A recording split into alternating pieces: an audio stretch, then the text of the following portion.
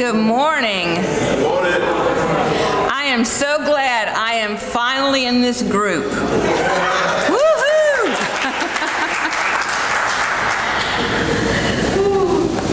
And I am enjoying every moment and every day of my retirement. I am busier now than I have ever been in my entire life. And this job here is keeping me extremely busy, but it's very, very good to be here and to help everybody. We have several people from VRS that's going to be presenting today. First person is Michael Cooper. He is the Chief Operating Officer. He has served at that job for VRS and VRS Systems. And VRS is a $101 billion public employees retirement system. VRS provides benefit administration for more than 772,000 members, retirees, and beneficiaries, including several retirement plans, insurance programs, and disability programs. As a member of VRS's Directors Executive Committee, Cooper assists Director Patricia Bishop in achieving VRS vision, mission, core values, and strategic business objectives, while ensuring effective and efficient delivery of the agency's programs and services. Our next presenter is going to be Robert Irving, and he is the Director of Customer Services. He oversees the customer programs, customer relations, and defined contribution plans departments, while leading the cross-functional team to enhance VRS products and services.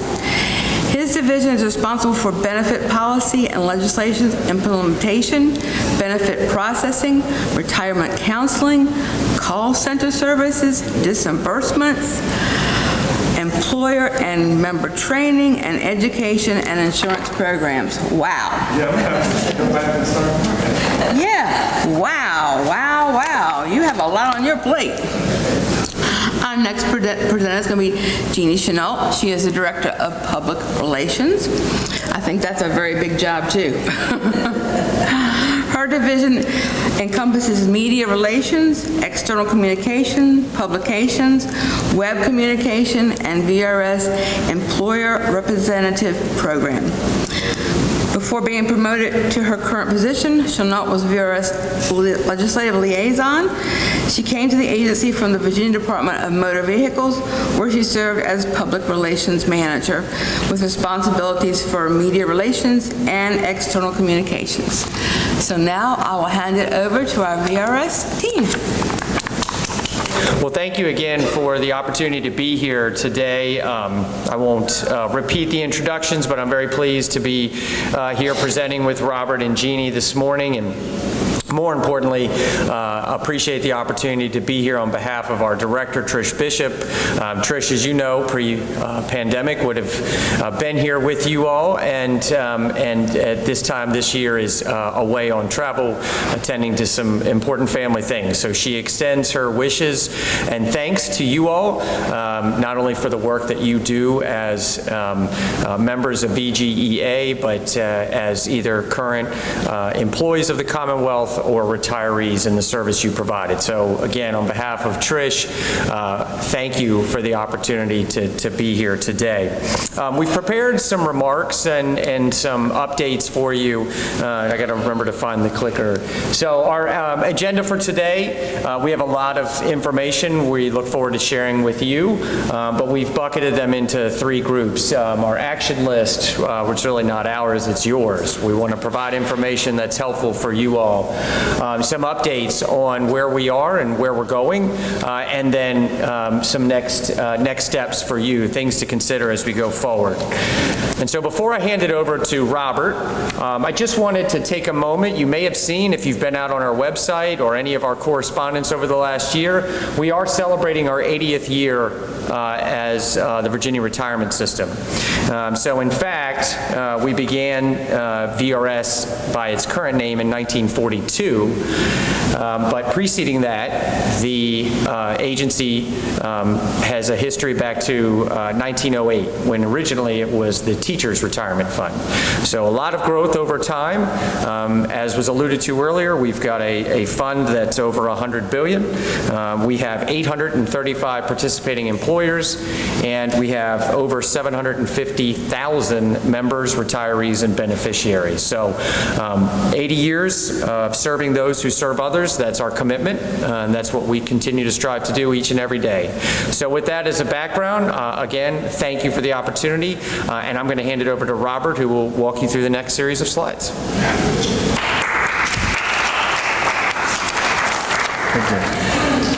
Thanks, Michael.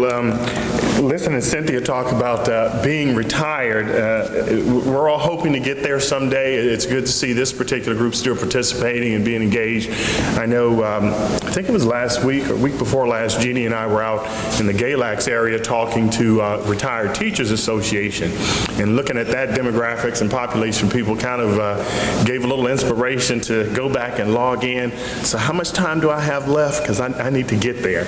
So it's been exciting, and today, just going to take a few minutes to talk about some exciting things for retirees. We've been very engaged, although the pandemic has kept us a little bit distant and separated. We've been engaged with doing a lot of creative and new things that we want to make sure that you're aware of as retirees, because a lot of times you think once you retire you don't have access, but VRS follows you into retirement and continues to provide service for you.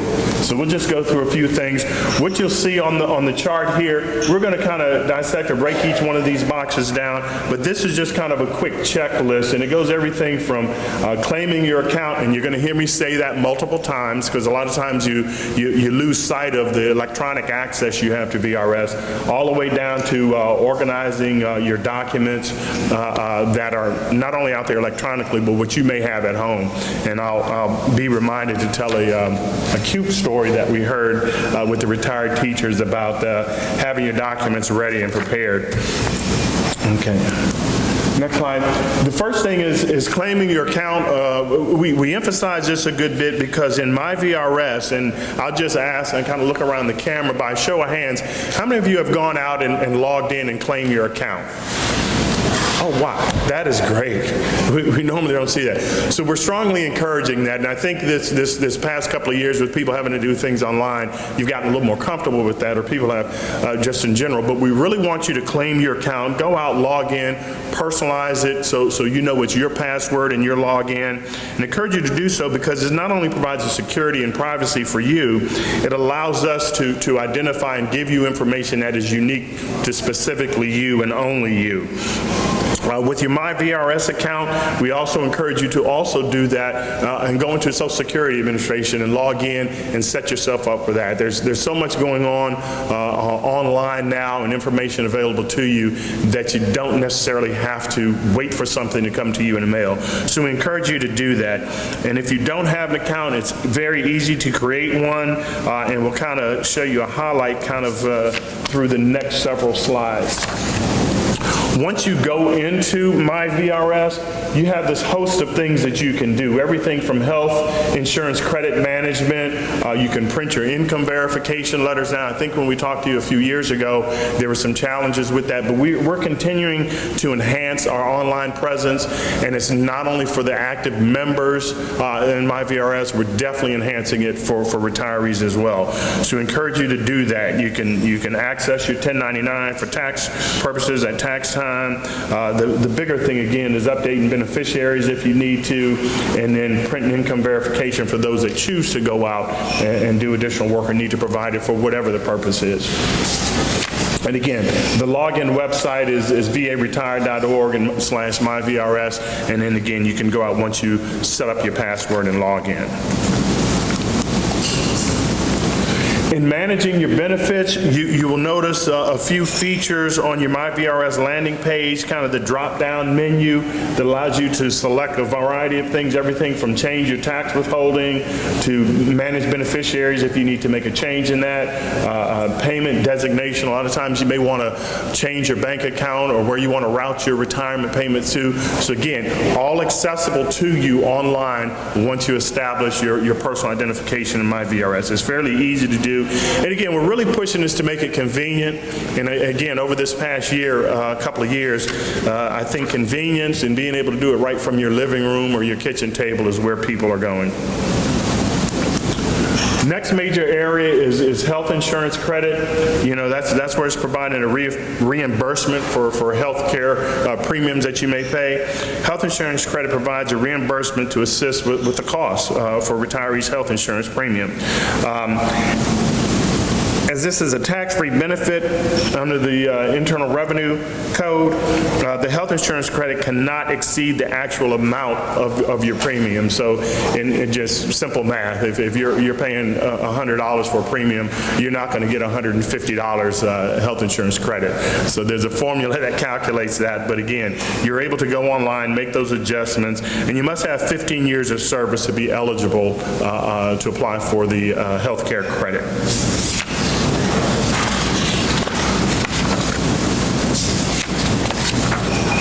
Okay. Managing your beneficiaries. This is the key one as we get to various stages of life or so. You start to look at who you choose to leave, depending on how you have your insurance and things set up, and what type of retirement system, whether you took the basic or you did kind of a supplemental where you're going to leave a certain piece of your insurance to those after you. But setting your beneficiaries up is key, and it's one item that we want to note because a lot of individuals, and I said I tell this kind of unique story. Whoever you designate as your beneficiary, that's who VRS is going to pay.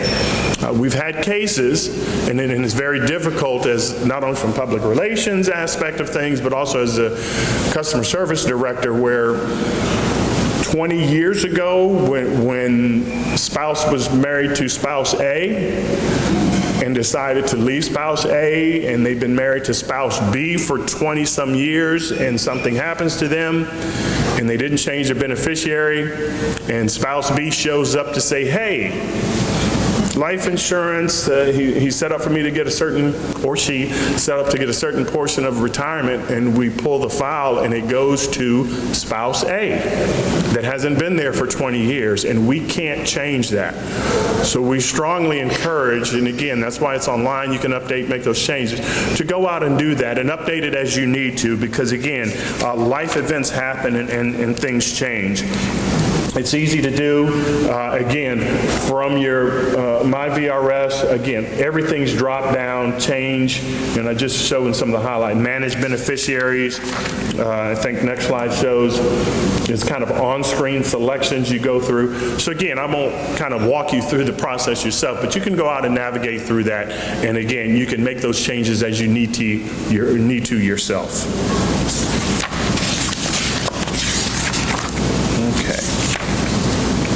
And again, this last piece kind of walks you through once you click and make the changes, upon your death, any beneficiary that's designated. So again, very user-friendly to walk through the process. All right. Group life insurance, and you're able to carry some of these things through group life insurance. You retain your group life insurance, and most of you probably already know this if you've been retired more than a couple of days or a couple of weeks, for instance, that you maintain that into retirement. And coverage reduces 25% each year that after retirement, but it will never go below $8,984. So that's a set limit at this particular time. Those with 30 years of service, that's how it applies to you. So your group life insurance will reduce. It's based off of your average final compensation when you retire, a percentage of that of salary for your life insurance coverage. coverage, and it's under the group rate, and it'll continue to reduce 25% for each year. So by the time you get to the 4th year of retirement, you're down to that last limit, and then it stays. Death benefits is equal to your credible compensation, as I mentioned, after leaving.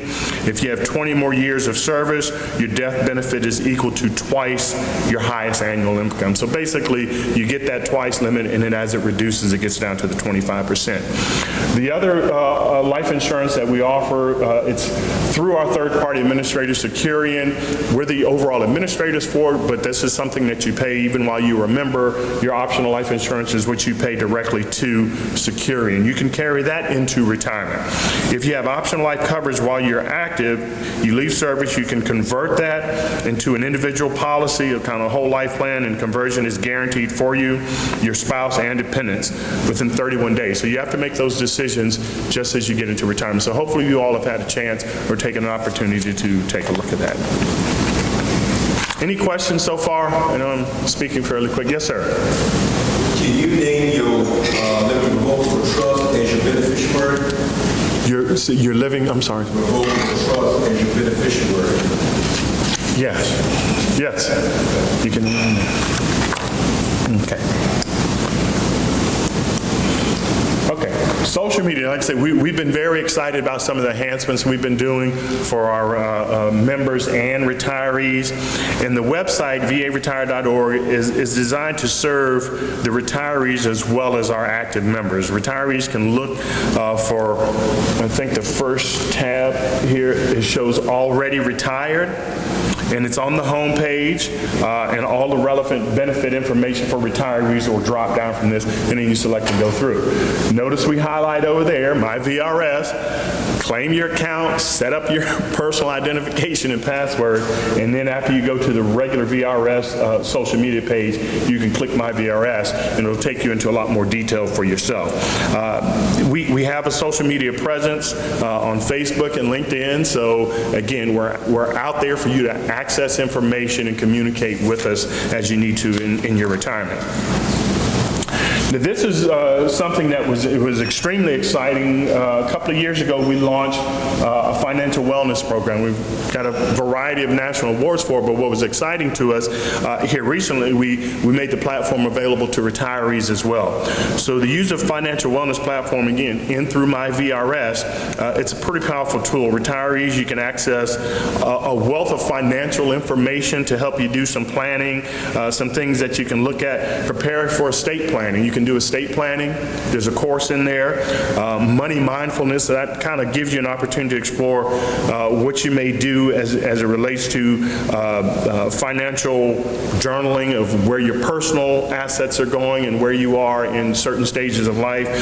Your credit score and reports. You can play games. So it's really a user-friendly kind of educational system that learns what you do. It gives you courses, there's fun activities, there's games sitting around, but really what it does is it helps you build some financial awareness and education about things you're doing, again, at your stage of life. And we partner with a company called iGrad, and what they do is they tailor these things as the industry changes, and they update this financial wellness page.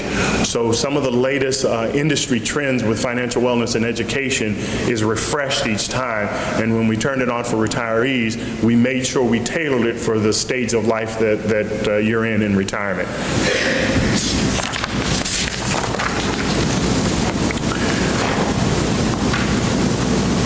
Again, I will say the educational games and courses, the last thing, it does learn who you are. So as you take a course and you complete a particular course, you get these little, like all the automated games these days, you get certain kind of tick marks and identifiers and all. But what it does is it learns from your last course that you took, what's the next course they want to offer to you.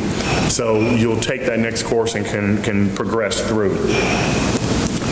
Here's another new exciting thing. We've done a lot of new stuff. It's been fun. So I get excited about it as a customer service director. All right. Certified financial planners. We're partnered with Mission Square, and you guys may remember them in your day for ICMARC. A name changed about 1.5 years, 2 years ago to Mission Square. And I thought I saw, is he in, Steve? I'm sorry, I didn't wear my glasses. There he is. Wait for it. He's outside. Some of you may already talk to him. Steve McGregor is from Mission Square. So we partnered with them, and they they've offered a really dynamic opportunity to take advantage of a certified financial planner that you can have a conversation with and talk about where you are in a variety of things: debt reduction, budget help, saving for education. First session you can do call or set up online. First session is free, 30 minutes of free talking to a certified financial planner. You can expand that if you want to do more and go into a basic plan. You can do that. That's at a fee. It takes a little more time for the certified financial planner to compile it, or you can go into a pretty comprehensive plan if you choose to. But you have those options. But again, it's a great tool. You can go into, again, online, varetire.org/make a plan. But again, if you go to my VRS, there's a link that'll take you over to it as well. But again, it's a host of resources that we're making available at your fingertips. Okay. Organizing your personal information, and you may have heard us talk about, because many of you as VGEA members back in the day, when Trish was here presenting, she would kind of talk about taking the opportunity to put your personal information and getting it in order. Get organized. This brochure helps you put in one place all of the documents and information you need. A lot of times we have paper that's in various stages of readiness, so to speak, and in different places, and when the time to need it, you're always grabbing and looking for. So losing a loved one, this brochure will assist you or your loved one during a difficult time, kind of thing. A lot of emotions, a lot of anxiety if loss of a loved one. So making sure you know where the paperwork is that's needed, kind of you can put in this organizational structure, and we have some forms out there that we'll talk through here in just a second. But I'll tell you this short story. We were with, again, the retired teachers are our unique group. Most of them, I think, 2 sessions ago, they live a good life in retirement, and they live a long time. We had a teacher that was 103 years old, and she was sitting up front, and it kind of panicked me. I was glad Jeannie was up first, because she sat down, took her glasses on, took her notebook out, and started taking notes as we were presenting and asking questions. But they're very prepared and live a long time. Well, we were in this session, and the gentleman stood up and said, "You need to have a go package." And again, I'll try to keep it lighthearted, but the way he explained it was him and his wife each have a go package in their nightstand. And he said, "I told my wife, if you wake up one morning and I don't, open the drawer and get the go package out. It's got everything in there." And we kind of chuckled about it, but everyone in the room that was 90, 102, 105 years old said, "Hey, I really should prepare and get stuff in order," because you start to scramble around and your loved ones are panicking.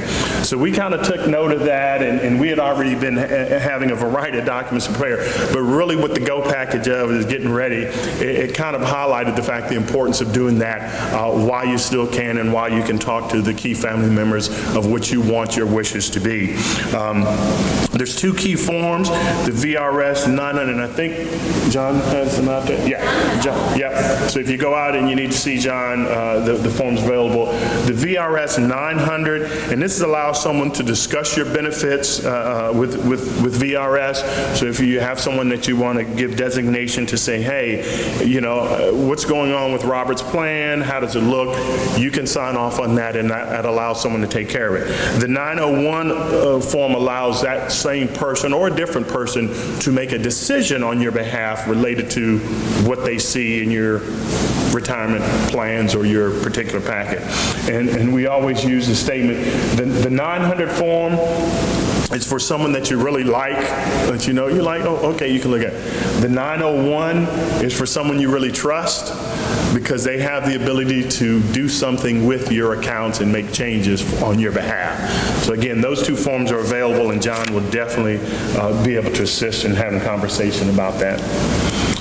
My last slide is really talking about probably the key thing. COLA this year, for if you're in Plan 1 or Plan 2 hybrid. And again, the 2022 COLA was set at 3.8 for the Plan 1 and 3 for Plan 2 and hybrid, effective July. And you should have seen it in your August 1st benefit payment. The COLA review is required by statute, which is good. It's implemented using pre-funding that took place long ago when you were already working, and it's market volatility does not impact the COLA. They use a particular formula for it. Also, the COLA uses a formula that's set in statute, which is good for Virginia. We're one of the few states that actually have it in statute, so the COLA is calculated and formulated that way. And the 2023 COLA will be considered in February, so when General Assembly and folks cycle back in town in February, they'll look at the 2023, and our benefit actuarial committee will have a meeting and we'll discuss the COLA at that particular time. But that's the breakdown of it. I have about 6 pages of individual notes on COLA and how and why, but the highlight truly is this is what happened for those of us that are in Plan 1, and I would imagine the population here was Plan 1 from back in the day. All right, that covers the basics of what I have. If you have any questions, I'll be around after this while we're on break. I want to make sure I turn it over to Jeannie so we have time to go through the next section of information. Well, good morning. It's great to be here today. I agree with Cynthia. It's great to be back with the Virginia Government Employees Association. A couple of things before I start. I wanted to recognize John Cagle over there. He's with the Virginia Retirement System. He's out here at one of the tables. The forms that Robert described are available at the table. And if you have any questions about your personal account, John can help you with that as well. So just wanted to let you know that there's a resource available for you. So Robert went over all of the various benefits that are available to you as a retiree, but I'm going to take a step back. I'm going to talk about VRS overall.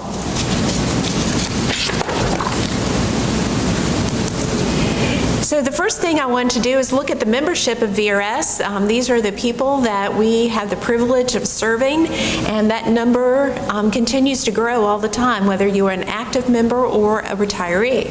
We have 3 plans, so Plan 1, Plan 2, and the hybrid. So currently, the hybrid is really the plan for active members who are joining VRS, who are coming in to new positions across the state. Plan 2, we do have members going into that. Those are the hazardous duty members that we have across the state. A couple of observations on this slide. The first is that we are looking at teachers. Teachers are the largest group that VRS serves, followed by political subdivision employees and then state employees. You'll also notice at the bottom where the total active member group is, you'll notice that the hybrid members are now larger than the Plan 1 and Plan 2 members. So that is really the plan for those that are entering employment. Again, taking a step back and looking more globally at the plan, we have over 772,000 members that we serve, and they are active and retired, and that's as of June 30th. When you look at the plan overall, we're the 46th largest public or private pension system in the world and the 17th largest in the U.S. And since I've been at VRS, we have crept up on those numbers over time. So we're continuing to grow. So since you're the retiree group, we're going to let you know that you are in good company. We serve primarily those who are retiring in Virginia. So 86% of VRS retirees remain in Virginia. So whether it is the climate or the scenery, or people really do love Virginia, they are staying in Virginia.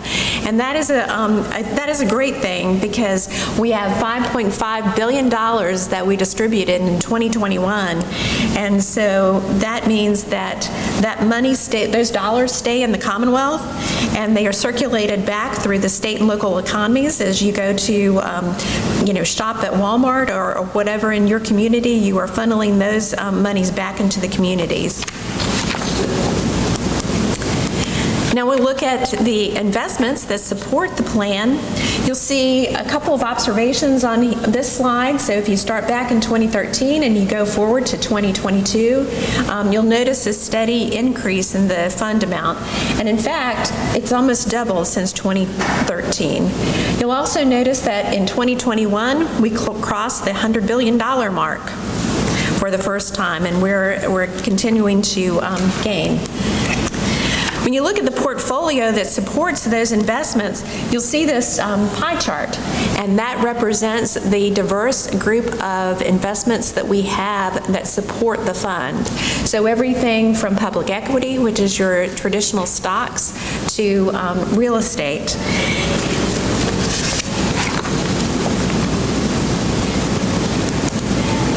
So when we talk about diversification, again, we use a variety of different mixes of investments, and that helps limit exposure to a single strategy or asset class. So if you think about proverbial, don't put all of your eggs in one basket, that's what we're talking about. We're talking about diversifying that asset mix. What does that do? It lowers the risk of the overall portfolio and the risk of exposure with a single investment strategy. In addition, it creates a stable foundation for the fund that helps moderate volatility of the market swings. And also, the Code of Virginia requires VRS to provide employer contribution rates that are relatively stable from year to year. So as we're talking about investments, you may want to know more about the VRS investment program. So I invite you to go out to the VRS website. There is a page out there where that blue highlighted text is at the top. You can type that in and visit that investments page. You will find a variety of resources there that will help you learn more about VRS's investments. It talks about the VR investment objectives and strategies, how assets are allocated across the fund, the investment returns by fiscal year, and the market value of assets by fiscal year. We have a 4-part video series out there.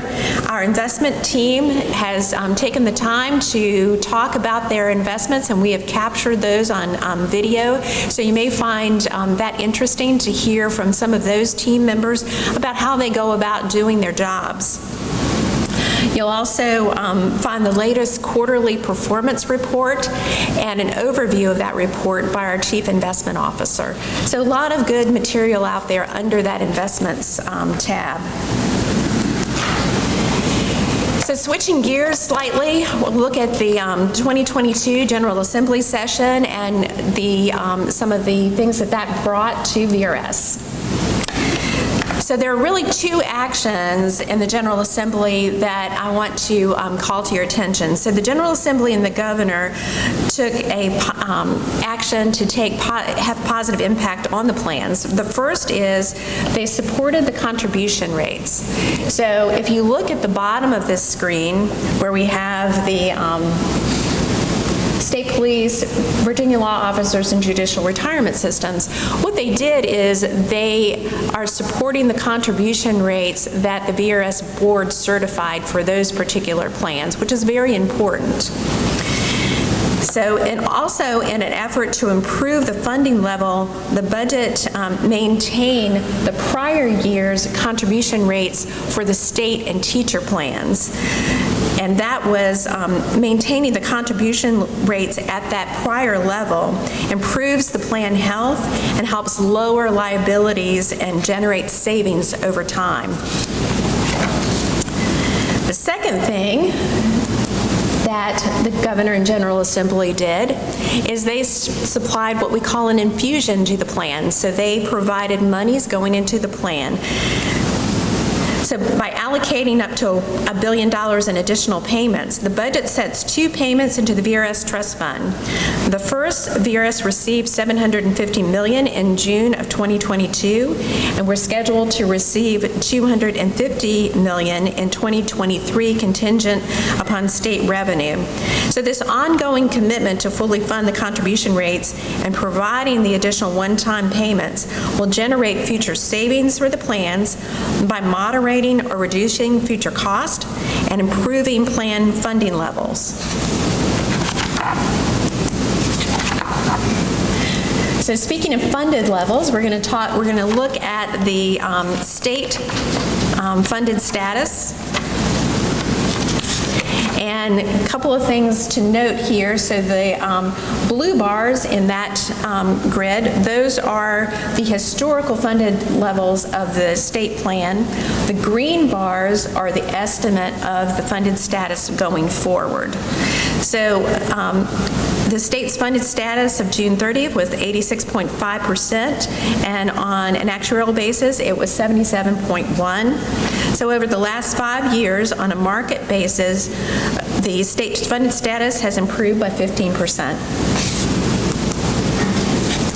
So Robert was talking about your benefits, and those are the action plans that you have. So he gave you various steps, so we're going to circle back and make sure that you are aware of the action steps that we have set out. So the claiming your account, making sure you manage your benefits, making sure that you keep your health insurance information up to date, looking at your beneficiaries, bookmarking varetire.org, looking at financial wellness, developing that financial plan, so he talked about various ways to do that, and then organizing your documents.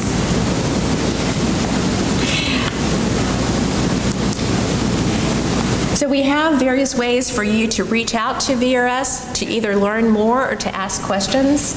So we have our VRS website. You can send us an email. We're always available by phone. And then we have counseling sessions available as well. We do those by phone or virtually. On the defined contribution side, so Robert was saying that Steve is here from Mission Square. He's out there in the lobby. If you participated in the 457 plan and you still have monies in that plan, these are various ways that you can learn more about that plan or ask questions about your participation in that plan. And then one last plug, Retiree News. It comes out twice a year. It is mailed to your home.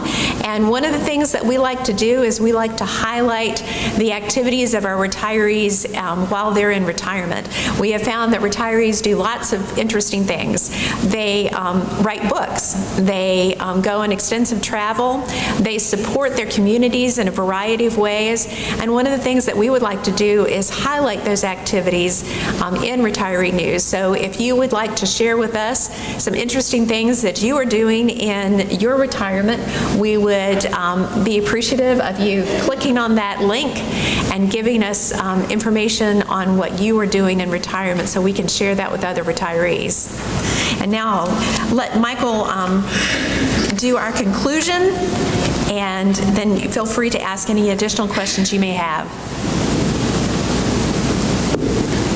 Thank you, Jeannie and Robert. You know, as I was listening to the presentation, even though we sat and worked through the presentation slides, every time I hear the presentation, and we do a lot of these, things hit me differently as I listen to them. And so a couple of things stood out to me from the discussion today. Three things that came to mind for myself, even as an active member, but I think are so true for all of us, whether retired or active. One is to ensure that we have our designation of beneficiary information up to date and current for the reasons that Robert noted. Also, as was described earlier, making sure that we're organized, having all of our information, that go-to bag, that go bag, if you will. That is important in all aspects of life. And so when we think about our retirement and our benefits, that's critical as well. And one of the last things, and maybe it's just prescient at this time because of all that's going on in the world, but just being extra cautious of fraud, and particularly those who may be trying to claim your account. It's so important to go out there and take that action, because it is true, and our information technology, in particular our cybersecurity team, sees this happening and these efforts happening every single day, and I assure you we work extremely hard, 24 hours a day, 7 days a week, to protect your information and all of our members' information, and that's an ongoing challenge. And so we appreciate you all taking your part, claiming your account, making sure if something doesn't seem right that you reach out to us so we can be aware and be sure that your records are straight. So those are some things that stood out to me. I'll just note again that, because I don't think we can say it enough, that John and Steve are outside here at their tables with VRS and Mission Square to answer any questions that you may have specific to your account or to your benefits. So please reach out to them. We are happy to take questions for the time that we have remaining, but I'd also share with you that we always like to bring these forms with us. We'll leave them and pick them up before we leave, but if you have a question that you either just don't want to bring up in the front of the group or it comes to mind after we're finished speaking, please write it down. We take these back and we do follow up. It's important to us to be sure that we answered your question. So again, thank you, and before I do conclude, we always like to have a little trivia, so I'm going to ask, and if we can keep an eye firsthand, the prize I think is you get to have, yes, we have the blanket. So I was going to go with the mints on the table, but the blanket is much better. So what was the big event? You got to wait till I finish the question. What was the big event that happened to the fund in 2021?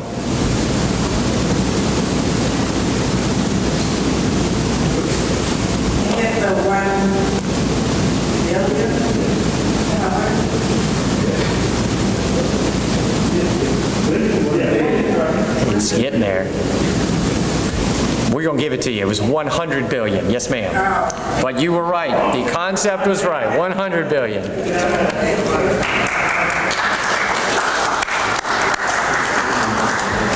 Again, happy to take any questions. I want to be respectful of your time and agenda, Cynthia. So if there's time for questions, we're glad to take them now.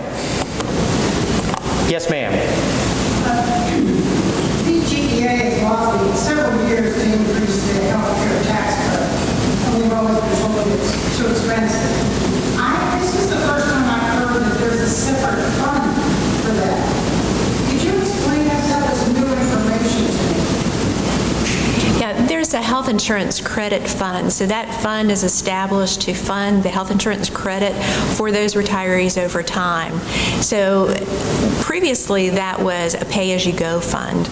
Now, currently it is not. It is it's being pre-funded. However, we are still at a lower funded status. I believe it's around maybe 30%. So we're still working to get that particular fund up to a higher funded status. So that is where the money comes from in order to fund the benefit for those particular retirees. There is a state health insurance credit fund and a teacher health insurance credit fund. I want to thank VRS for coming today. That was my first state job at VRS, and yeah, it was very educational, and it gave me enough education that I could retire early. So I want to thank VRS for that. I love working at VRS. And y'all can have a break until we have our next session, which will be across the hall with Liz. So enjoy your little break.